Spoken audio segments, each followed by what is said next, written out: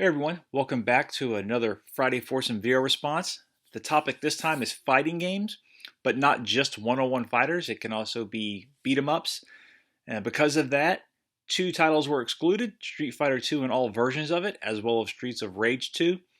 Now, I really don't have that many beat 'em ups. I have Red Star, which I bought when it came out or shortly after. And back then it was on all sorts of top 10 lists and best of lists, and it just didn't really meet my expectation. It's fun and all, but I remember that game was a big deal for a while. That's the only uh, kind of traditional beat 'em up that I have. I have Power Stone, which I enjoy, but these beat that one out. And now I'm going to leave a blank here because I should have footage for some of these, and I'm hoping it pops up here. If it doesn't, then just enjoy the door. And I might not have footage for all of them, so if some footage runs longer, just, trying to fill up the space. First up is Bushido Blade.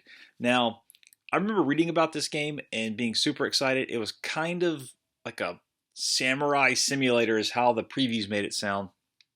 That there could be one-hit kills, a variety of weapons, one big area that you would run around in, and that was really big at the time. I don't think another fighting game had done that yet. There is loading between the areas, but you can just continuously run, and you would go from here a bamboo forest, you would fall down a cliff and fight by a ravine, you could fight in the water, you could go underground in a cave, or I think it's like a sewer system, something like that.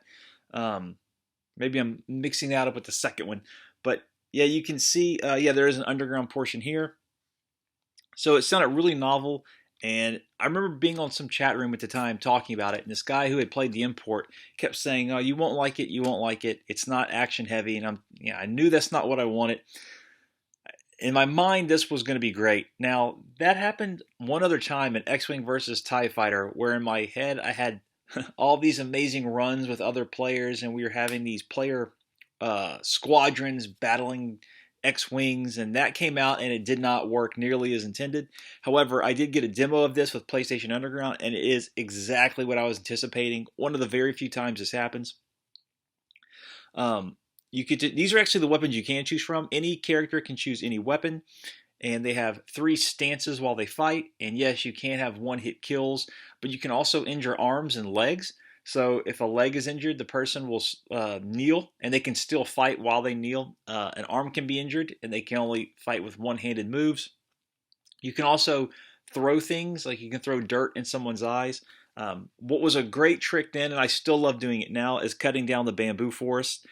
You slice it at an angle, and they slowly slide down and fall. That was the coolest effect then, and it still holds up. There's also a surreal first-person mode. And I say that because you play so much in third person. When you do switch to first, not only is it difficult, it's just really strange. Kind of like if Doom suddenly switched to third person. But me and a friend, no one else really wanted to play this, but a friend did. And me and him one time went over 20 minutes without killing each other. We were just running from area to area. We'd have these quick bursts of battles. And then one of us would get injured and run away. And that's going to be a memory that sticks with me forever. There are 6 characters, and there's 6 fighting modes. I don't really remember what all else there was besides I only played the story one, and I will say the story one will throw you for a loop because the last boss just pulls out a gun, and if you don't defeat him a certain way, you won't get the best ending, and that is a kick to the gut, because when you finally beat him and you get the bad ending, you're going like, how is this fair? Because he just whips out a gun and immediately shoots you if you don't move. But yeah, highly recommended. I didn't really enjoy the second one that much, but the first one, though, still holds up. Next is Virtua Fighter 5. Now, this is the first physical release, but I'm probably going to be showing footage of Final Showdown, which is the last iteration of Virtua Fighter 5, and I actually prefer that one to this one. However, it does not have a quest mode. So in this one, you can go to various arcades and you fight. There's supposed to be AI of other players, and I heard that it is modeled after other players, Japanese players. You go to these different arcades around the country, you try to battle up their ranks, and you can unlock accessories for your character. It's just a really fun way to play the game without continuously running through the traditional like 8 or 9 stage arcade mode. This one had leaderboard support and online play, as the online indicates. I'm not sure if it's still running though. But what Final Showdown did is it brought in 2 characters, one of which is a returning character, the sumo fighter from Virtua Fighter 3, who had not made an appearance until Final Showdown since 3, and a newer character. I forgot her style. I never really played as her. But what I really liked is they expanded the move list for everyone. I always played as Lion, and he got this really great lunge punch. And what I like about Virtua Fighter is the rhythm. In Street Fighter, especially 4, I can never time combos correctly because the same goes for a lot of games, because it's never quite when you input the previous move, and it's not quite when that move lands. There's this spot in the middle you have to hit. I could do that for Street Fighter Alpha. I could not do that for Street Fighter 4. For some reason, I can never just, I can do it for, was it Real Bout?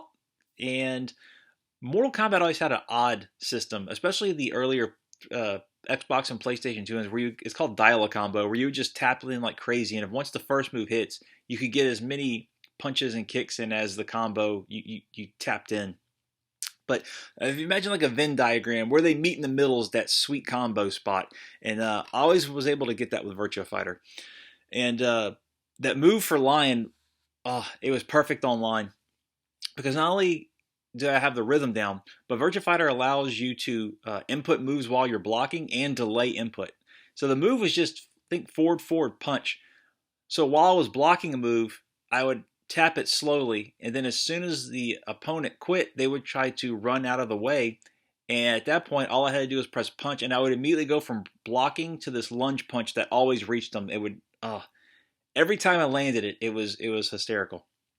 It's just a joy for me because I got battered in this one, but I actually did pretty decent in Final Showdown, and all of their new moves are great. I should say updated visuals are nice. And because they didn't have a quest mode, they went with this system similar to Fighters Megamix, where you fight. It's a row of characters, and in Fighters Megamix, they broke that down by Virtua Fighter characters, Fighting Vipers characters, Sega characters. Well, in this one, it's kind of based on themes, and one theme is Sega, and they basically take the accessories and put them on characters to make them look like Sega characters, like Sonic the Hedgehog or Knights. And even when that's not 100%, it's still, they often look funny, and sometimes they're pretty spot on. And it's just a fun little extra in there. Now, because it was a download-only title, they did limit things. Some of the items and stuff are DLC only. I think the Sega tournament is DLC items. That's why they took out quest mode. This is back when there were pretty hard restrictions on downloadable titles because of the earlier, smaller Xbox hard drives. But yeah, either one, they're both super cheap. This one I think you can get for about $1, and Final Showdown regularly goes on sale, and I love that game. I wish more people played it. It's a lot of fun. Next up, Street Fighter Alpha 2, and this is my original copy. I picked up Alpha 1 on the PlayStation. By the time this came out, I had a Saturn, and kind of word had already gotten around the internet back then that the Saturn was the go-to for 2D fighters. Really glad I got it. It also has a gallery mode that's not in the PlayStation version. Now, what is tricky is the original Japanese releases are slightly different from this one, and the later ones are slightly different from this one. So what I mean is there are a few differences between the original one, and this. So this is the Japanese collection. You can also get this in the US and PAL regions. They had collections, although that one is like $200 nowadays, and this is about $30. The one on here is Street Fighter 02 Dash, I believe. And this one was a slightly later release in their arcades. So this is one of the more up-to-date versions if you get it. There is really no need to get this one, although there are a few upgrades and I think extended colors or something. I looked all this up way back when, but they're both great, so just go with that. Why I like Alpha 2, as I mentioned before, this is one of the games where I can hit the sweet spot with combos, but I also really like the roster of this. It's probably got my favorite roster of any fighters. Like the density of it compare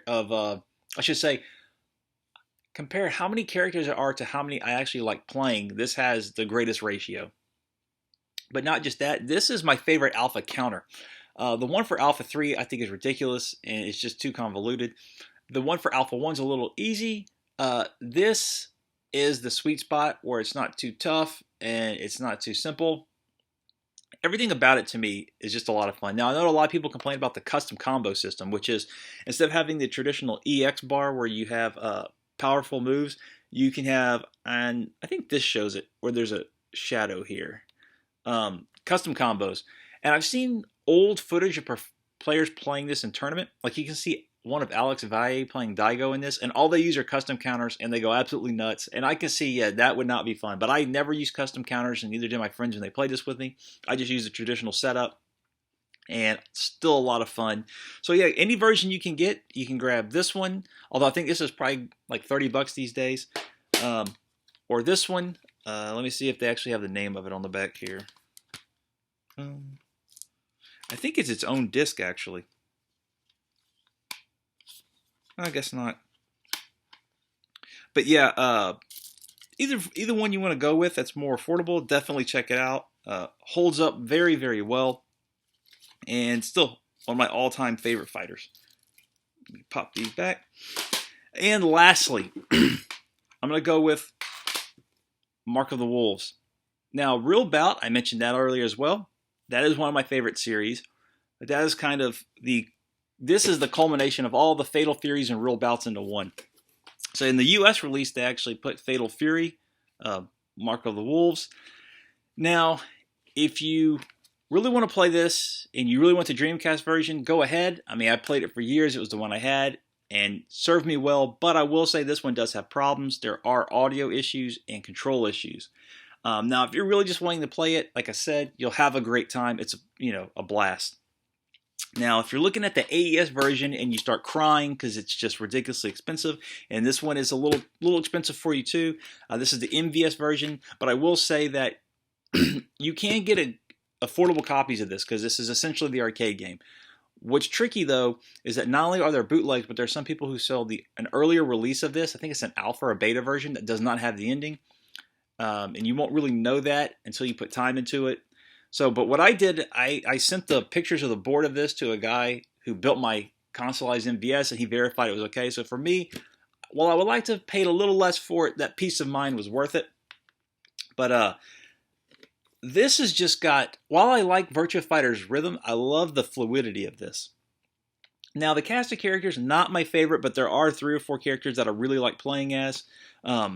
There's also I forgot the system, but you basically assign a part of your life bar. And once your health gets into this range, either in the beginning, middle, or end of your life, you get a bit of you're beefed up a little. So when a friend of mine comes over and we play Neo Geo games, you always kind of sweat that out when the other person's in that range. They're a little stronger, a little faster. So yeah, there's 13 characters in this. Like I said, I like about 4 or 5 of them. But the ones that I do like, I like a lot. And I will say, if you're telling me, what are you talking about? This one's like 40 or 50 and you're saying it's got problems and this one's too expensive, I would suggest the Xbox Live version. It's $10 and it is a great port. It's got a lot of these little bugs that lingered in the home versions. They're fixed. Like there's a import PlayStation 2 version that fixes some, but there's still some problems. There's several in this one. I think this is actually considered the worst home port, but I had this for years and it didn't bother me. It's only when you play like another version that you realize that, something's a little off. There's also the Neo Geo X version, but go with the Xbox Live version. I've played it. It's great. It's $9.99. I mean, that's a great value. Really playing this, you have to play it to understand how smooth it is and how responsive the characters are. The move list is great. It just feels like combos naturally flow from one to the other, which I don't get in a lot of games. So yeah, this is definitely one of my favorite fighters. In top 4, no doubt. And here it is. And hopefully have footage to show. If not, sorry. I hope you enjoyed old door there. It's in a lot of videos. But thanks for watching. I will talk to everyone later.